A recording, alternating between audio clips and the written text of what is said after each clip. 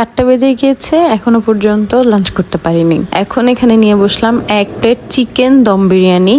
Chicken আছে, আলু আছে বিশাল বড়, এই কাবাবটা আছে, ডিম আর সালাদ। এটা যে কি মজার একটা বিরিয়ানি, মানে এটার ফ্লেভারস একদম দম বিরিয়ানি কোলের স্মোকি একটা ফ্লেভার, এত বড় একটা আলু, আর ফ্লেভারটা শুধুমাত্র রাইস বা চিকেন থেকে সেপারেটলি না, অল ওভার বিরিয়ানিটা থেকে আসছে। এটা আমাদের কোনো ট্রেডিশনাল বিরিয়ানি না, এটার ফ্লেভারটা অস্বাভাবিক সুন্দর, একটু হালকা মিষ্টি, আর প্রত্যেক বাইটে বাইটে কাঁচামরিচ দিয়ে খাচ্ছি। এত লেটে খেতে বসেছি, সেই কোন সকালে নাস্তা করেছিলাম ঠিক খেয়াল নেই। এত লেটে বসেছি, এই সময় মনে হয় যা দিবে তাই ভালো লাগবে। তার উপর দিয়ে এই এত মজার চিকেন দম বিরিয়ানিটা, এই কাবাবটাও না এত সফট, কাবাবটার ভিতরে স্টাফিং দেওয়া হয়েছে পেঁয়াজ, পুদিনা পাতা, যতটুকু দেখা গিয়েছে আর কি, বাইটে বাইটে কাঁচামরিচ, সালাদ। আমি এখনো পর্যন্ত চিকেনে পৌঁছাতেই পারছি না, আমি কাবাব, রাইস আর আলু দিয়েই চালিয়ে দিচ্ছি।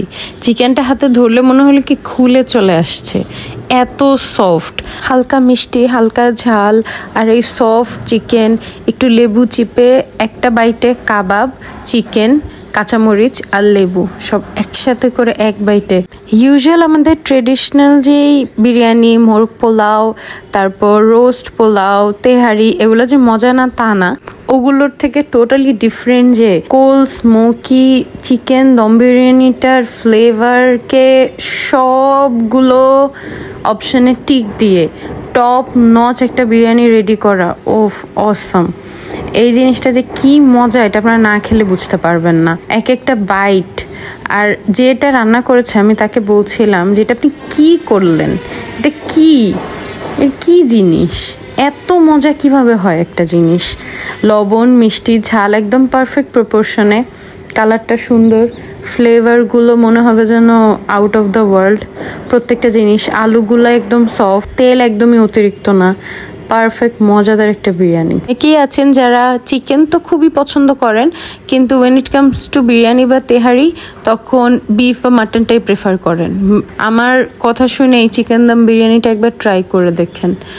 এই চিকেনের পিসগুলো মনে হচ্ছে হাতে দিচ্ছি খুলে খুলে চলে আসছে, আর প্রত্যেকটা চিকেনের বাইট ওই স্মোকি কোল একটা ফ্লেভার, ওই এত বড় একটা পিস দিয়েছে, সেই পুরোটা পিস মানে একটু চিকেনও আপনার ফেলতে ইচ্ছা করবে না, ওটা এত ফ্লেভারফুল। আর আমার এমনিতেও একটু নতুন নতুন ফ্লেভারের জিনিসপত্র ট্রাই করতে খুবই ভালো লাগে, একটু ফিউশন কিছু ট্রাই করতে খুবই ভালো লাগে, তো আমার কাছে এটা খুবই পছন্দ হয়েছে।